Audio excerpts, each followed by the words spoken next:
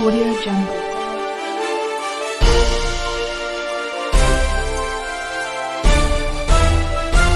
Audio Jungle. Sure. नमस्कार, welcome to common Indian voice. आजकल हम लोग है ना, मतलब आजकल नहीं है, बहुत कुछ दिनों से ना हम लोगों को बार बार एक ही टॉपिक पे एक ही नैरेटिव सुनना पड़ रहा है।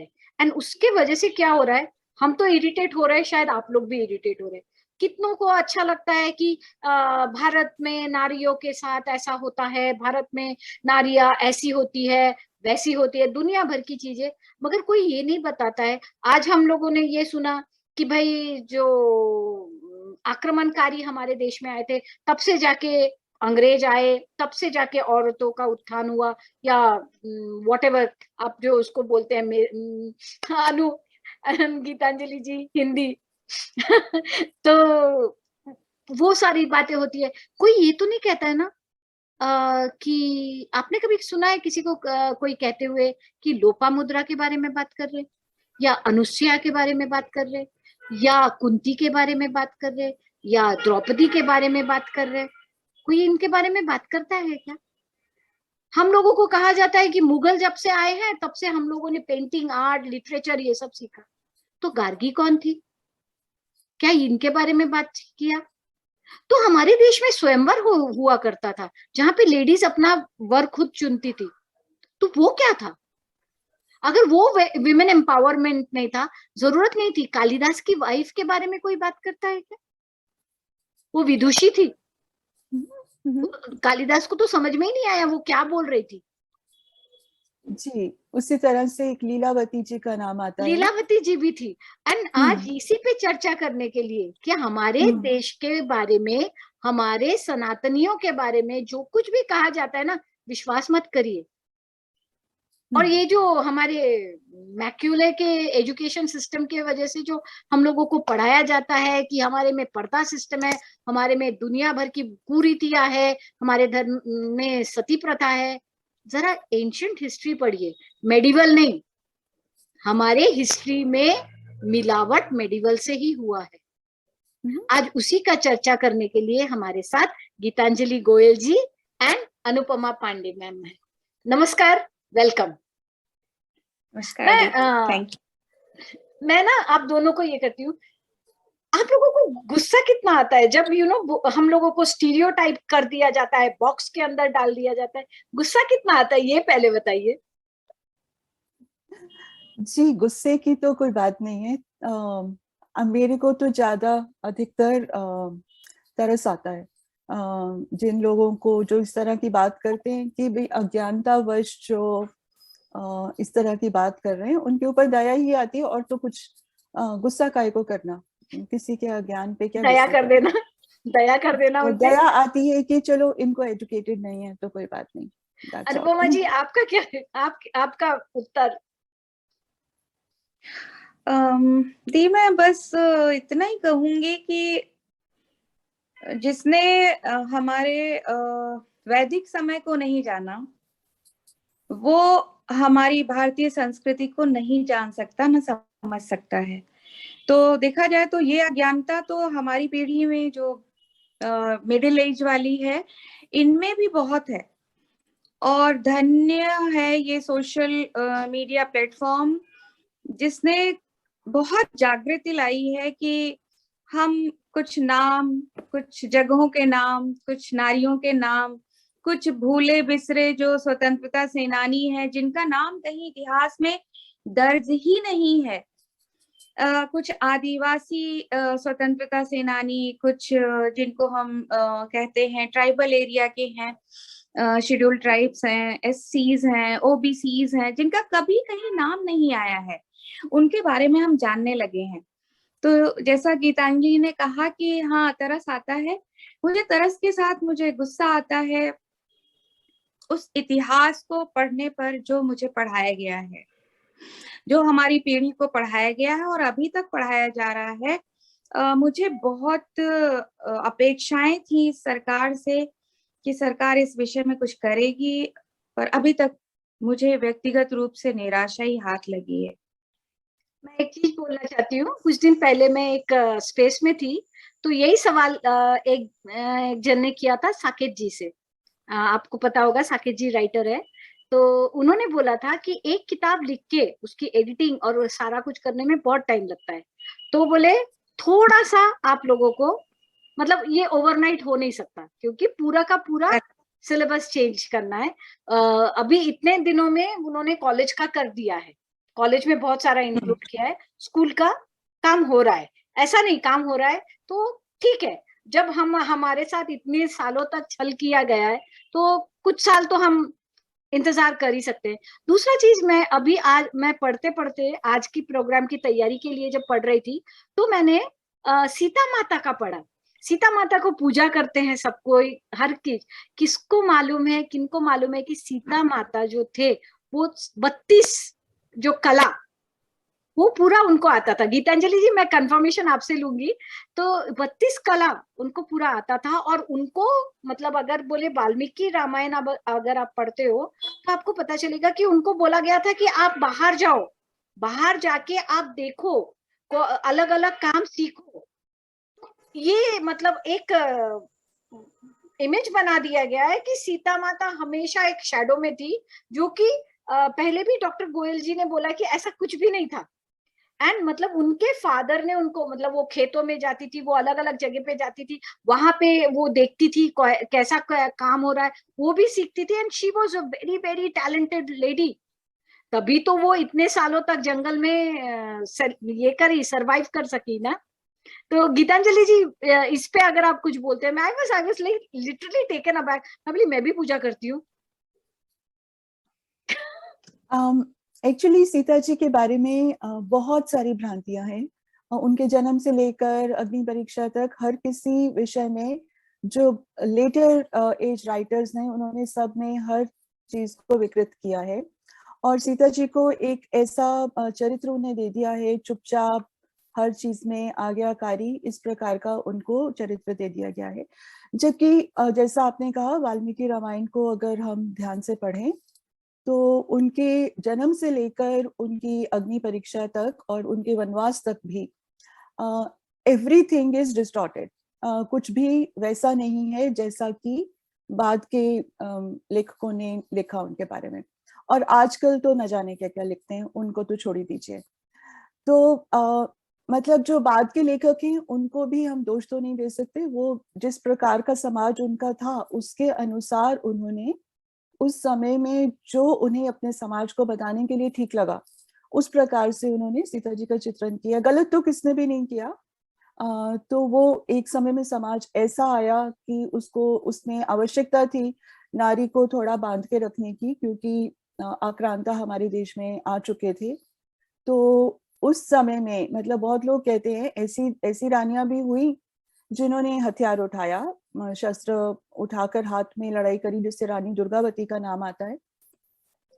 किंतु ऐसी रानियां, मतलब मोस्टली जो है जौहर उन्होंने प्रेफर किया बजाय कि रण क्षेत्र में उतरने के, क्योंकि रण क्षेत्र में उतरने का एक दुविधा रह जाती थी कि अगर पकड़े गए तो वो जो है जिसको हमारे अटल जी लिखते हैं, भगवा है पद्मिनी के जौहर की ज्वाला, तो वो भी एक भगवा था कि हमें मृत्यु स्वीकार है, बजाय इसके कि हम किसी के यहाँ दासी बनकर, या जैसा कि हम जानते ही हैं कि उस समय के जो मुगल थे वो तो सेक्स स्लेव बना के रखते थे। पहले खुद भोग किया, फिर उसके बाद अपने सामंतों को दे दिया, फिर आगे पास ऑन कर दिया। तो वो तो जीवन नरक से भी जो है निकृष्ट हो जाता था।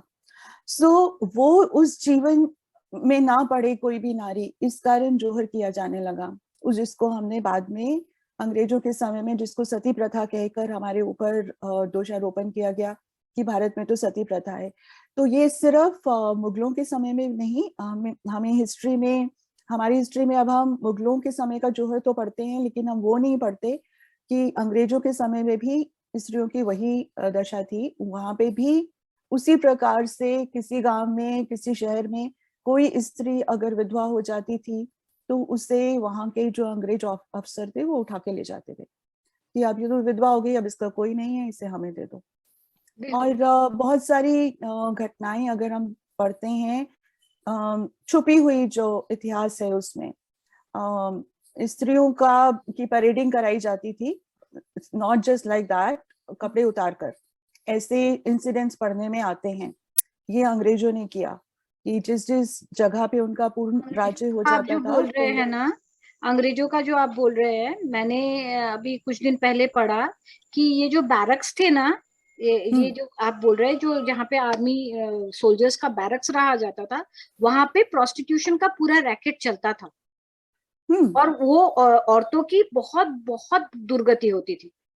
मतलब वो लोग बीमारी एंड मतलब एसटीडी ये सब होके, और जो मतलब औरतों को होती थी तो उन लोगों को मरने के लिए छोड़ देते थे। सोल्जर्स की ट्रीटमेंट होती थी मगर औरतों की नहीं होती थी। जो लोगों को जबरदस्ती, बहुत सारे औरतें उस टाइम में किडनैप भी होते थे। ये सारा चीजें होता था। तो ऑब्वियसली अपने घर के औरतों को, लड़कियों को संभाल के रखने के लिए, बच्चे प्रोटेक्शन के लिए बहुत सारे रेस्ट्रिक्शंस आए समाज में। प्रॉब्लम क्या हम्म है, वो आज उजागर, उसके बारे में कोई चर्चा नहीं करता है, सीधे सीधे तप्पा लगा दिया जाता है। अनुपमा जी, मुझे अब मैं एक चीज आपको बोल रही हूँ, जैसे कपड़ों को लेके बहुत कुछ बोला जाता है। अभी जैसे हुआ जीन्स जीन्स जीन्स, होता ही रहता है, ड्रामेबाजी तो कुछ खत्म होता नहीं है। मगर आप एक बात बताइए, जो कपड़े के वजह से हम लोगों को आज बोला जाता है कि कपड़ा ढंग से नहीं पहनते इसलिए औरतों के साथ ये हो जाता है, छेड़खानी होती है या मोलेस्टेशन होता है या रेप्स होता है, ये उनके वजह से होता है, कपड़ों के वजह से होता है। मगर अगर आप प्राचीन भारत को देखेंगे तो उन वहां पे औरतों का ड्रेस ड्रेसअप, उनका चाल चल, मतलब उनका the way they live their lives, the freedom they got, उसके बारे में आपने भी तो पढ़ा ही होगा। तो आप जरा बताइए हमारे श्रोताओं को कि भाई नहीं, ऐसा नहीं था हमारा भारत। आज आज जो हर चीज के लिए टोका जाता है, ऐसा हमारा भारत नहीं था। हमारा भारत का संस्कृति बहुत ही ज्यादा मॉडर्न था। पॉलीएंड्री चलती थी हमारे देश में, है कि नहीं गीतांजलि जी? अनुपमा जी बोलिए। जी, आप सही कह रहे हैं दी। हमारे जो 16 श्रृंगार हुआ करते थे, जो आज भी कहा जाता है एक नारी की परिपूर्णता जो है वो 16 श्रृंगार में मानी जाती है। तो नख शिख वर्णन जिसे कहा जाता है, यानी पैर के नाखून से लेकर के शिखा बालों तक जो है उनका पूरा श्रृंगार और जो गहने पहनाए जाते थे। आपने पढ़े होंगे, कुछ आर्टिकल्स अभी बीच में आए हैं कि हर गहना जो है वो एक्यूप्रेशर पॉइंट का काम करता था, और वो उनको पर्टिकुलर, और उसके लिए भी कि पैरों में गर्मी ज्यादा ना बढ़े और पित्त ना बढ़े, तो इसलिए चांदी के गहने अधिकतर पहनाए जाते थे पैरों में। और जो कमर के ऊपर का हिस्सा है वो सारा गोल्ड स्वर्ण से सज्जित रहे। तो सोना जो होता है वो थोड़ा सा तामसिक वृत्ति का माना गया है। वो धातु जो है रजस और तमस से जुड़ी है, सत्व से नहीं जुड़ी है। जबकि रजत रज शब्द से आया है, और उसमें उसके साथ में मतलब वात पित्त और कफ में मैं थोड़ा जा रही थी आयुर्वेद में कि कितनी वैज्ञानिकता थी। तो ये तो रही हमारे गहनों की बात, हमारे श्रृंगार की बात। अब बात आती है हमारे पहनावे की। तो सच तो ये है कि जो इंसान आंखों से जो भी देखना चाहता है वो उसे दिखता है। अगर आप सुंदरता देखना चाहते हो तो एक कुरूप में भी सुंदरता ढूंढ लेते हो, और अगर आप कुरूपता ढूंढते हो तो अपार सुंदरी, अपार कोई मनमोहक पुरुष हो तो आप उसमें भी कमियां निकाल लोगे और कुरूपता ढूंढ दोगे। जितनी स्वतंत्रता हमारी नारियों को थी अपने वस्त्र चयन को लेकर के, मुझे लगता है कि जो चित्रों के माध्यम से दर्शाई गई है, जो हमें बताई गई है, सतयुग, त्रेता युग और चारों युग की बात करें तो हम आधुनिकता में जीन्स पे आ जाते हैं, जो अभी कलयुग चल रहा है। तो एक परंपरा रही है कंचुकी पहनने का, जिसे हम ब्लाउज कहते हैं आज की भाषा में।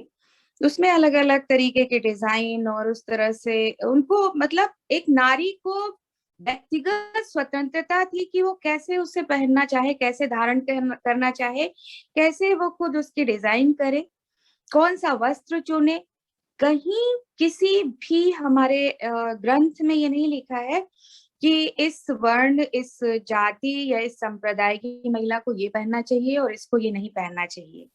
तो ये स्वतंत्रता तो वहीं से स्पष्ट हो जाती है। वस्त्र चयन के लिए भी कहीं नहीं कहा गया। हाँ, एक शब्द अवश्य हमारे यहाँ जुड़ी है, मर्यादा, जो त्रेता से आ गई है। सतयुग में भी मर्यादाएं थी और वो अभी तक चली आ रही हैं। मर्यादा का उल्लंघन अगर हम करते हैं तो हमारी व्यक्तिगत क्षति होती है। मैं इस पर किसी के पहनावे पर टिप्पणी नहीं करना चाहूंगी, सबको आजादी, आधुनिकता की बात करें तो ये कहना कि पहले हम पर्दे में रहते थे या पहले हमें पहनने, ओढ़ने, सजने, संवरने की आजादी नहीं थी। हमारे यहाँ हरम नहीं हुआ करते थे हमारे यहाँ महल हुआ करते थे और विशेष रूप से जो महिलाओं के कक्ष होते थे वो अधिक सज्जित, जागृत और वहां पे प्रसन्नता रहती थी। बाग बगीचे हुआ करते थे, वहां पे घूमते थे महिलाएं, स्वतंत्र थी हंसने के लिए, बोलने के लिए, एक दूसरे के साथ मनोविनोद करने के लिए, परिहास करने के लिए। तो वो सारी चीजें आज भी हैं, ऐसा कुछ नहीं है। मैं पर्दा प्रथा पे बाद में आना चाहूंगी। जैसा कि हम सबको पता है कि नॉर्थ में जो विवाह होने लगे, आज भी लोग उंगलियां उठाते हैं कि वहां पे रात को शादियां होती हैं। तो जैसा कि मालूम है कि रात की शादियां क्यों होने लगी, क्योंकि आक्रांताओं से बचने के लिए भारत, आपको मालूम है कि हमारे यहाँ एक शब्द है दहेज। दहेज नहीं हुआ करता था, दाइज प्रथा थी। दाइज प्रथा का अर्थ जो था वो ये था कि वैदिक समय का अगर हम इतिहास उठा ले तो उस समय महिलाओं को संपत्ति में अधिकार नहीं दिया जाता था। उसके पीछे कारण ये था, पहली बात, जहां से आप डिटैच नहीं होगे तो दूसरे परिवार से आपका अटैचमेंट नहीं होगा, ऐसा माना जाता था। तो उनका कहना था कि आपके संबंध इस परिवार से जुड़े हुए हैं, लेकिन आपको इतना दाइज दे दिया जा रहा है कि आप ये अधिकार उस परिवार में जाके ले सकें। एक चीज। दूसरी चीज, कन्यादान को लेकर अभी बहुत विवाद हुआ था। एक एड आई थी कि मैं दान की वस्तु नहीं हूं। तो उसके लिए मैं स्पष्ट करूंगी 2 शब्दों में कि जो वर पक्ष होता था वो याचक होता था, याचना करता था, वो हाथ मांगता था कन्या का, और कन्या का पिता देने वाला होता था दाता होता था कि आज विष्णु रूप में तुम पधारे हो, मैं अपनी लक्ष्मी रूपी कन्या को आपके हाथों में सौंपता हूं, दान नहीं देता हूं, सौंपता हूं। तो जो देने वाला होता है उसका हाथ तो हमेशा ऊपर होता है ना। तो इन 2-3 चीजों को मैं जोड़ करके, हाँ थोड़ा लंबा हो रहा है, मेरी बातचीत थोड़ी लंबी हो रही है, अन्यथा ना लीजिएगा। तो याचक और दाता यहीं पे स्पष्ट हो गया। दूसरा, संपत्ति का अधिकार इसलिए नहीं दिया गया, हालांकि उसको कहा गया कि ऐसा नहीं है कि कोई किसी आवश्यकता के समय या किसी नैसर्गिक आपदा के समय कन्या जो है वो कहीं मांग नहीं सकती अपने परिवार से, अपने मायके से अपना हक, ऐसा कहीं नहीं वर्णन है। तो ये प्रथा ऐसी चलती आई है, और जैसा कि आपको मालूम है, एक पौधे को आप दूसरी जगह रोपते हो तो उसको जो खाद पानी जैसा वहां पे मिलता है वो वैसा ही पलता बढ़ता है, इसीलिए ये हुआ। दूसरा, पर्दा प्रथा जो आई वो सोने चांदी इत्यादि के साथ में जिसकी जितनी हैसियत होती थी उस हिसाब से करते थे, लेकिन सोना एक ऐसा स्त्री धन माना जाता था कि दिया जा रहा है, इसके पास आपदा के समय, आवश्यकता के समय इसके पास रहेगा, सुरक्षित रहेगा, ये अपने परिवार में उससे कोई भी संकट आने पर जूझ सकती है, ये दिया जाता था स्त्री धन। उस स्त्री धन को आक्रांताओं के द्वारा जैसे ही उन्हें पता चलता था कि दिन के समय का विवाह है तो वहां जाके लूट मचती थी, और जितनी विवाह में आई हुई महिलाएं होती थी संबंधी, उनके भी धन, गहने इत्यादि लूटे जाते थे। और जैसा कि आपको मालूम है, बहुत सारी महिलाओं का अपहरण कर लिया जाता था, और फिर वो सेक्स स्लेव्स एंड बहुत सारी चीजें उसके साथ जुड़ी हुई हैं। तो पर्दा प्रथा वहीं से शुरू हुआ। आज भी अगर आप देखें तो मुहूर्त दिन के निकाले जाते हैं, और अब फिर से नॉर्थ में, मतलब उत्तर भारत में शादियां जो हैं वो मुहूर्त के हिसाब से अगर सुबह का निकला है तो सुबह विवाह होने लगा है, क्योंकि वो सारी समस्याएं अब दूर हो चुकी हैं।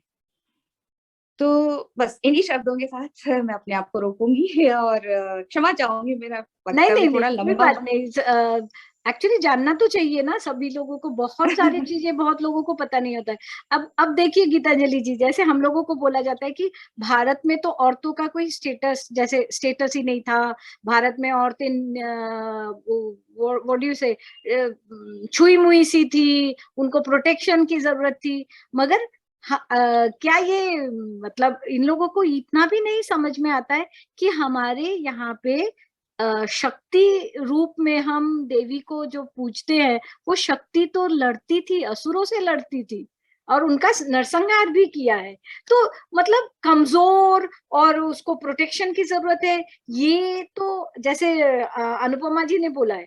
तो हमारे एंशियंट इंडिया में तो बहुत सारे मतलब ये भी थे ना, उसको क्या बोलते हैं, मगध मगध राज्य में मैंने पढ़ा है, वहां पे औरतें, उनको गवर्नमेंट की पोस्ट मिलती थी, गवर्नमेंट के पोस्ट पे वो उनका नियुक्ति होता था, और वो लोग गणित वगैरह जानते थे, गणिका उनको बुलाया जाता था।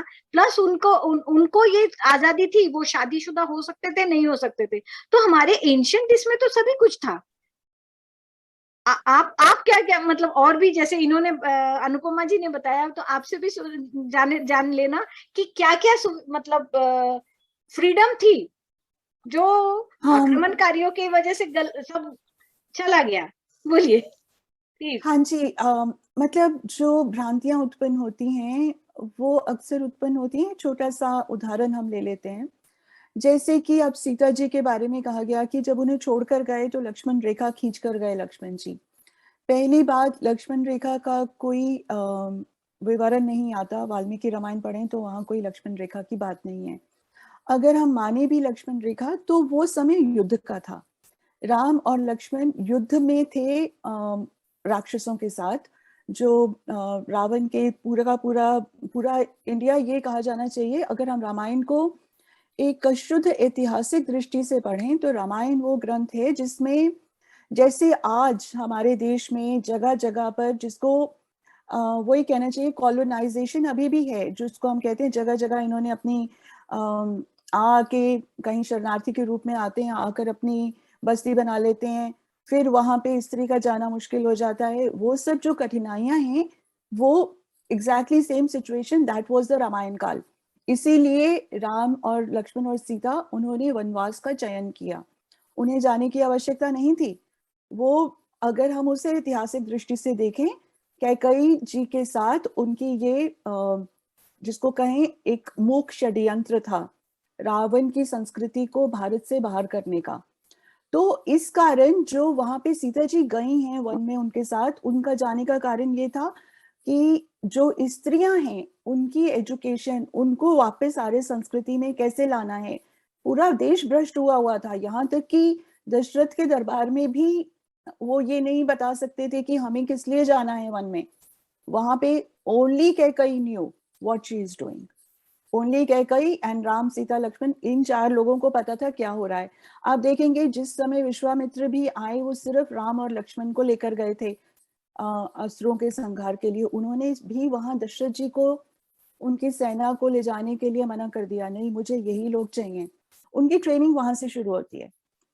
तो ये जो उस युग में हुआ, उसको पहले तो हम सही दृष्टि से पढ़ना शुरू करें कि सीता जी वन में इसलिए नहीं गई थी कि उनको हमेशा प्रोटेक्ट करके रखना है, इसलिए गई थी कि वन की जो नारियां हैं, जो रेस्ट ऑफ द इंडिया की नार्य समाज है, उसका एजुकेशन करना सीता जी का काम था, वापस उन्हें आर्य संस्कृति में लेकर आना। जगह जगह वो जिनसे मिली हैं, अनुसुईया जी से मिली हैं। अनुसुईया जी को हम सिर्फ इतना पढ़ लेते हैं उनके बारे में कि वो सती स्त्री थी, उन्होंने सीता जी को अपने आभूषण दिए इत्यादि। अनुसुईया वो स्त्री थी जब इस पूरे गुजरात के एरिया में, राजस्थान के एरिया में, इधर जब अकाल पड़ा था, दुर्भिक्ष, अनुसुईया जी एक सिविल इंजीनियर थी, वो नदी में से नहर निकाल कर लाई थी और 12 साल लगे थे उन्हें इस काम में। वो उस नहर को निकाल कर लाई थी, शी वाज एन इंजीनियर। और जो ऋषियों के विषय में, जैसे उनके पति अत्रि हैं, उनके विषय में भी जो हम ऋषि शब्द को समझ लेते हैं कि एक सन्यासी जो कि वन में एक कुटिया में बैठा है, पर्णकुटी में, ऐसा नहीं था। अत्रि जी, वाल्मीकि जी, भारद्वाज जी, ये सब यूनिवर्सिटीज के चांसलर्स थे, दे वर रिसर्चर्स। इनकी बड़ी बड़ी यूनिवर्सिटीज थी, जैसे आज हम वेस्ट में यूनिवर्सिटीज देखते हैं, वो उन यूनिवर्सिटीज के मॉडल पे बनाई गई हैं। उनको तो नष्ट कर दिया गया और वेस्टर्न सोसाइटी में उन्हीं के मॉडल पे बनी है। वो बड़ी बड़ी लाइब्रेरीज जिनकी आज हम जाएं यहाँ पे किसी यूनिवर्सिटी में, इतना शान से दिखाते हैं, ले जाकर टूर करने लेकर जाएं तो हम जी ये हमारी यूनिवर्सिटी 7 माले ऊपर 7 माले नीचे जमीन में। अरे कहाँ से सीखा आपने कि लाइब्रेरी की आवश्यकता होती है? भारत से सीखा। यहाँ के पुस्तकालय, जब हम सुनते हैं कि तक्षशिला का पुस्तकालय जलाया गया, 3 महीने आग खत्म नहीं हुई थी। 3 महीने आग जलते रहने का अर्थ क्या है कि कितनी पुस्तकें थी उस पुस्तकालय में, वो ज्ञान, वो इतिहास की पुस्तकें थी, ज्ञान विज्ञान की पुस्तकें थी, हम खो गए उसके कारण। आज हमें सिर्फ छोटी छोटी झलक दिखाई देती है, उसी के ऊपर हम अपना पूरा का पूरा बेस कर लेते हैं कि this was India, this was our history, और वो कई बार डिस्टॉर्ट हो जाती है क्योंकि हम उसे ठीक दृष्टि से देख नहीं पाते हैं। जो डिपिक्शन है पिक्चर्स में, वीडियोस में, टीवी में, वो बहुत डिस्टॉर्टेड है। और मतलब ऐसा दिखाएंगे कि बेचारे ऋषि तो ना, मतलब उनकी तो जीवन ऐसा था कि हमें उनके ऊपर, जैसे भिक्षु होते हैं ना, भिक्षु से उन्हें इक्वेट कर दिया गया है, जबकि दे वर वेरी पावरफुल। अब जैसे सीता जी ने, उनकी अग्नि परीक्षा का भी जो कहानी आती है, इट्स नॉट अग्नि परीक्षा, वो पूरी की पूरी लोक साक्षी थी। वो मतलब सिर्फ उन्होंने एक सर्वे लिया था, वहां पे वाल्मीकि जी ने लोक साक्षी की अग्नि ऐसा लिखा है कि लोक साक्षी की अग्नि की परीक्षा हुई उनकी, कि जो उनकी उनको देखने भालने वाली असुरियां थी या जो भी लोग उस जगह के थे, लंका के, उन्होंने साक्षी दी थी कि सीता जी का चरित्र पवित्र है। That's it. इतना तो कोई भी पति पूछेगा ना कि मेरी पत्नी का चरित्र कैसा रहा, आपके यहाँ रही, उसका चरित्र कैसा रहा। So that was all, that's all that was लोक साक्षी की परीक्षा थी। और फिर जो वन में जाने की सीता जी की बात आती है, वाल्मीकि जी ने पहले तो उसकी कोई चर्चा नहीं करी, किंतु अगर हम लेटर ऑन की कुछ एक कहानियां देखें, जैसे एक मध्य प्रदेश के एरिया में एक हुई, मृगनायिनी नाम की रानी हुई, उनके बारे में हम ये देखते हैं कि उन्होंने आरंभ में महल में रहना स्वीकार किया, लेकिन जब उनके बालक होने थे उत्पन्न, जब शी वाज मतलब जब गर्भवती हुई, तो उन्होंने ये मांग कर लिया कि मैं वन में जाकर रहना चाहती हूँ। वन का अर्थ जो है यहाँ पर, मतलब ये ना लिया जाए कि वन में जाकर रहना एक भिक्षु की तरह रहना, वो नहीं बात होती। वन का अर्थ है away from the royal life. तो ये सीता जी ने जो है, मतलब उससे हम ये निष्कर्ष, थोड़ा सा हमें आइडिया मिलता है कि सीता जी, क्योंकि वाल्मीकि आश्रम, आश्रम का अर्थ है वो जो आश्रम था उनका, इट वाज अ यूनिवर्सिटी।